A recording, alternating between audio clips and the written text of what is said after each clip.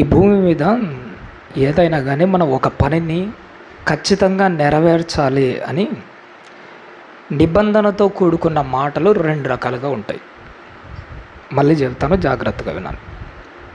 ఈ భూమి మీద మనం ఖచ్చితంగా ఈ పని చేయవలసిందే అని నిబంధనతో కూడిన రెండు రకాలైన మాటలు మనకు కనబడుతుంటాయి. ఒకటి ఏంటంటే వాటినే ఆజ్ఞలు అని మాట్లాడతాం, రూల్స్ అంటూ ఉంటుంది చూసినారా. ఇవి ఖచ్చితంగా మనం ఫాలో కావాల్సిందే. ఈ ఆజ్ఞలలో ఉన్న గొప్పతనం ఏంటంటే వేరే వాళ్ళు మనకు చెబితే మనం ఫాలో అవుతాం. వేరే వాళ్ళు ఒక మాట ద్వారా కానీ లేదంటే లిపి రూపంలో కానీ ఏదో ఒక విధంగా ఒక మాట బయటి వాళ్ళు మనకు చెబితే దానిని మనం ఖచ్చితంగా ఫాలో అవుతే దానిని ఏమంటామో తెలుసా? ఆజ్ఞలు అని అంటాం. ఇలాంటి నియమమే మరొక దాంట్లో కూడా కనపడుతుంటాం. ఇందులో కూడా ఖచ్చితంగా మనం చేయవలసిందే. కానీ విచిత్రం ఏంటో తెలుసా? బయట వాళ్ళు మనకు ఆజ్ఞాపించరు, మనకై మనం ఆజ్ఞలు వేసుకొని నిర్వర్తించే ప్రతి పనిని ఏమంటారంటే బాధ్యత అంటారు. బాధ్యత అంటే ఏంటంటే మనకై మనం ఆజ్ఞలు వేసుకుంటాము, మనకై మనము రూల్స్ రెగ్యులేషన్స్ ఫిక్స్ చేసుకుంటాము, మనం ఆ పని ఖచ్చితంగా చేయాలి అని మనం అనుకున్న వాటిని ఏమంటారంటే బాధ్యతలు అంటారు. ఈ రెండు దాళ్ళ మధ్య పోలిక ఏంటంటే ఆజ్ఞలు ఖచ్చితంగా ఫాలో కావాలి, బాధ్యతలు అన్నవి ఖచ్చితంగా ఫాలో కావాలి. మరి ఈ రెండు దాళ్ళ మధ్య తేడా కూడా ఒకటి ఉంది. ఏంటో తెలుసా? ఆజ్ఞలు అన్నది ఫాలో అయితే అవుతాము, లేకపోతే లేదు. ఒక్కొక్కసారి ఉదాహరణకు ట్రాఫిక్ రూల్స్ ఉంటాయి. ఎడమ వైపున మాత్రమే ప్రయాణం చేయాలి, ట్రాఫిక్ సిగ్నల్ దగ్గర ఆగి ప్రయాణం చేయాలి. ఒక గంట మీరు ట్రాఫిక్ సిగ్నల్ దగ్గర నిలబడుకు చూడండి, ఎంతమంది ఫాలో అవుతారు వాటిని? కొంతమంది ఫాలో అవుతారు, కొంతమంది అసలు పట్టించుకోరు.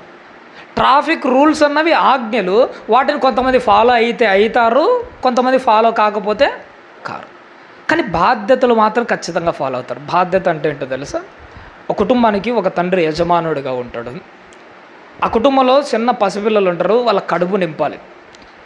ఈ కుటుంబంలో బాధ్యతగా ఫీల్ అవుతున్న ఈ తండ్రి ఉదయాన్నే పనికి వెళ్ళి ఏమనుకుంటుంటాడంటే సాయంత్రం అయ్యేసరికి ఏదో ఒక విధంగా కొంత డబ్బులను నేను సంపాదించాలి, తీసుకుని వెళ్ళి నా పిల్లల కడుపు నింపాలని ఆలోచన చేస్తూ తనలో తాను ఒక నిబంధన పెట్టుకుంటాడు, ఈ పని ఖచ్చితంగా చేయాల్సిందే. నేను అంటాను, ట్రాఫిక్ రూల్స్తో కూడిన ఆజ్ఞలు ఫాలో అయితే అవుతాడు, కాకపోతే కాడేమో. కానీ సాయంత్రం అయ్యేసరికి తన బిడ్డల కడుపు నింపాలన్న బాధ్యత మాత్రం వాడు ఎప్పటికీ మర్చిపోడు. ఆజ్ఞలు ఫాలో అయితే అవుతాము, లేకపోతే లేదు. బాధ్యత మాత్రం గుండెల మీద వేసుకొని ఖచ్చితంగా దీనిని మనం చేసి తీరాల్సిందే. నేనంటాను, వాక్యం వినేటప్పుడు దేవుని మాటలు మనం ఎలా ఫాలో అవ్వాలో తెలుసా? ఆజ్ఞలుగా కంటే, మళ్ళీ బాగా వినాలి, దేవుని మాట మన చెవున పడినప్పుడు, దేవుని వాక్యం మన దగ్గరికి వచ్చినప్పుడు ఆజ్ఞలుగా కంటే వాటిని ఏ విధంగా ఫీల్ కావాలో తెలుసా? దేవుని మాట నెరవేర్చడం ఇది నా బాధ్యత, దేవుని మాట నెరవేర్చడం ఇది నా బాధ్యత అనుకొని గుండెల మీద చేసుకొని దేవుడు చెప్పిన ప్రతి పనిని మనస్ఫూర్తిగా చేసేవాళ్ళు కావాలి. బైబిల్లో ఒక వ్యక్తి కనపడుతుంటాడు. సంఖ్యాకాండాన్ని ఒకసారి మనం చూద్దామమ్మా. 25వ అధ్యాయము, సంఖ్యాకాండము 25వ అధ్యాయము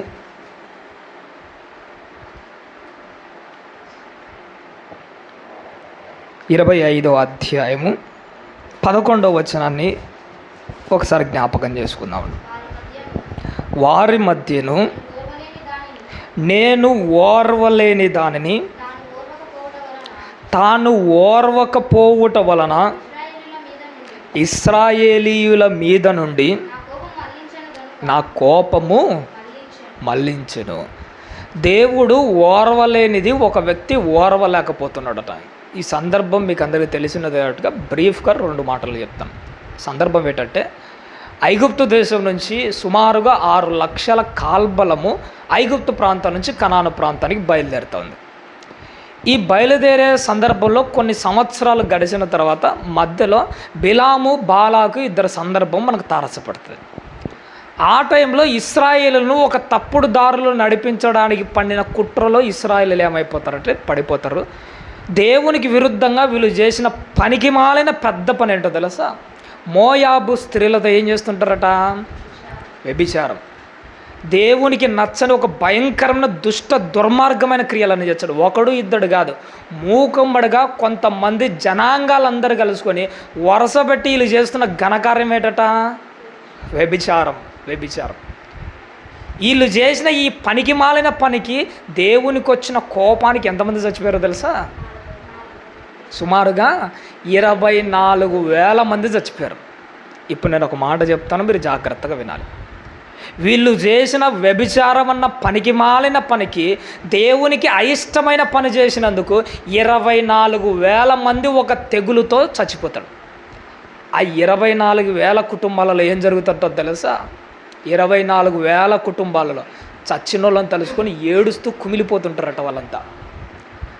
ఒకవైపు 24,000 కుటుంబాలలో చచ్చిన వాళ్ళని తలుసుకొని ఏడుస్తూ కుమిలిపోతుంటే, అదే టైంలో ఒకడు ఏం చేస్తాడో తెలుసా? ఈ 24,000 కుటుంబాల ఆర్ధనాదాన్ని పట్టించుకోడు. మోయాబు స్త్రీలను కూడా లెక్క చేయడు. వీడి మనసులో పుట్టిన కామ దాహాన్ని తీర్చుకోవడానికి ఒకడు ఏం చేస్తాడంటే, మిద్యాను ప్రాంతానికి వెళ్ళి మిద్యాను స్త్రీని ఒకదాన్ని తీసుకొని వచ్చి ధైర్యంగా ఎవరి ముందుకు వచ్చి నిలబడతాడో తెలుసా? మోషే ముందరికి వచ్చి నిలబడతాడు. ఇప్పుడు నేను అంటాను, చచ్చిపోయిన 24,000 మంది రహస్యంగా వ్యభిచారం చేసిన వాళ్ళు. ఈ చచ్చిపోయిన 24,000 మంది తెగులుతో చావడం వెనక ఉండదంటే వాళ్ళ రహస్య వ్యభిచార జీవితం.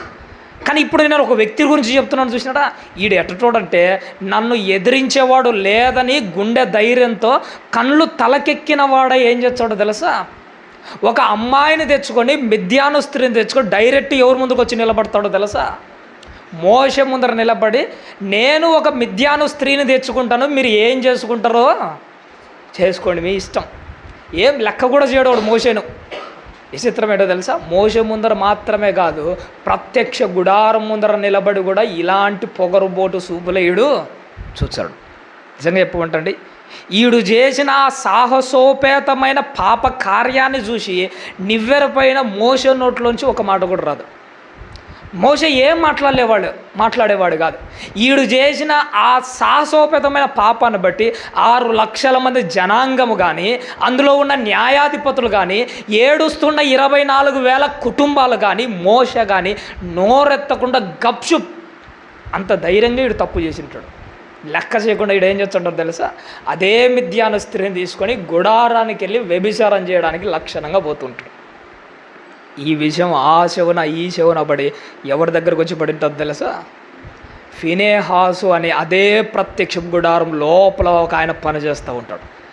ఈడు చేసిన దుష్ట దుర్మార్గమైన పని 24,000 కుటుంబాల ఆర్తనాదాన్ని లెక్క చేయక, ఈడు శరీరంలో పుట్టే కామ దాహాన్ని తీర్చుకోవడానికి దేవుణ్ణి కానీ, దేవుని సమాజాన్ని కానీ వేటిని లెక్క చేయకుండా ఈడు ఇంత తెగించాడా అన్న విషయం ఎవరు శవున వచ్చి పడుతుందో తెలుసా? ప్రత్యక్ష గుడారపు లోపల పనిచేస్తున్న ఫినేహాసు శవున పడగానే మనోడికి కోపం ఎట్టరగిలిపోతుందో తెలుసా? ఒకటి మాట, ఎవడు ఇంత సాహసోపేతమైన దుర్మార్గమైన పని చేసింది ఎవడు వాడు అంటే, ఆడి పేరేటట జిమ్రీ. ఆడి ఇండ్లు ఎక్కడ అంటే పలాని చోట. వెంటనే ఏం చేస్తాడో తెలుసా?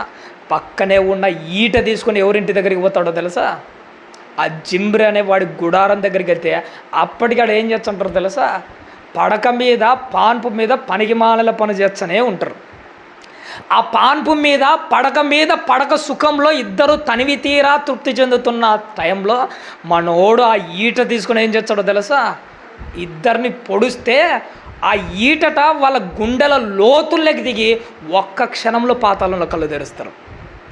ఫినేహాసులో ఉన్న తెగింపు ఏంటంటే, ఇప్పుడే సర్వ సమాజము 24,000 కుటుంబాలు ఏడుస్తూ ఉంటే తెగించి మోషే దగ్గర నిలబడ్డావు. అది కాకుండా ప్రత్యక్ష గుడారం దగ్గర నువ్వు తెగించి చేసిన ఆ రంకెలు నేను విన్నాను. ఇలాంటోడు నువ్వు బతకడానికి నీకేం లేదు, అర్హత లేదు. అదేదో మిద్యాను స్త్రీని తెచ్చుకొని పడక గదిలో పడక సుఖాలు అనుభవించు నువ్వు చేస్తున్న ఈ వికల చేష్టలు నాకు నచ్చలేదని చెప్పేసి ఈట తీసుకొని పొడిస్తే ఒక్క క్షణంలో ఎక్కడ కనపడతాడో తెలిసాడు? పాతంలో కళ్ళు తెరుస్తాడు. ఇప్పుడు నేను అంటాను, తండ్రి అయిన దేవుడు ఫినేహాసు దగ్గర వరకు నువ్వు చేసిన పని ఏంటయ్యా అంటే, ఫినేహాసు ఏమంటాడో తెలుసా?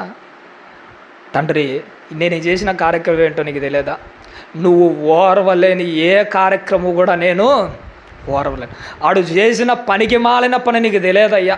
వాడు చేసిన ఈ నీచమైన పనికి మోసే సైలెంట్గా ఉండొచ్చు, ఆ 24,000 కుటుంబాలు సైలెంట్గా ఉండొచ్చు, 6 లక్షల కాల్బలం సైలెంట్గా ఉండొచ్చు. కానీ నువ్వు ఓర్వలేని కార్యక్రమం వాడు చేస్తే నేను కూడా ఓర్వలేనయ్యా. నీకు నచ్చని పని నాలో కానీ నా కుటుంబంలో కానీ చివరకు నా సమాజంలో జరిగిన నేను ఓర్చుకోలేని చెప్పేసి ఆ ఈట తీసుకొని వాళ్ళ ఇద్దరి గుండెల్లో దింపి ఆ రోజు అందరికీ సాటు చెప్పిన విషయం ఏంటో తెలుసా? దేవునికి నచ్చనిది ఏది నాకు నచ్చదు.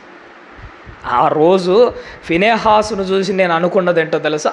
వ్యభిచారం చేయకూడదు అనేది దేవుని యొక్క మాట. ఫినెహాసు ఆ మాటను ఎట్లా తీసుకున్నాడో తెలుసా? ఆజ్ఞగా తీసుకోలే. ఎలా తీసుకున్నాడో తెలుసా?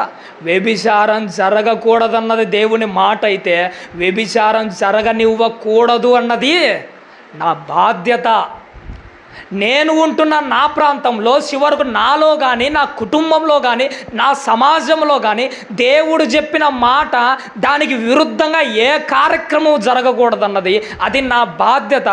ఒకవేళ నా కళ్ళ ముందర అది జరిగింది అని అంటే నేను బ్రతికి ఉన్నా సచ్చినట్టే లెక్క. ఒక ఫినెహాసును చూసి మనం నేర్చుకోవాల్సిన ఒక విలువైన పాఠం ఏంటో తెలుసా? దేవుని యొక్క మాట కోసం ఒక ఫినెహాసు ఆ వ్యభిచారం జరగనీయకుండా అంత చేశాడు కదా. ఈరోజు క్రైస్తవులమైన మన బాధ్యత కూడా ఏంటో తెలుసా? యేసుక్రీస్తు వారు కూడా మనతో ఒక మాట చెప్తాడు, నాయన నువ్వు కూడా నీ శరీరేచ్ఛలను ఎక్కడ బిగించాలట? సిలువకేసి బిగించాలట.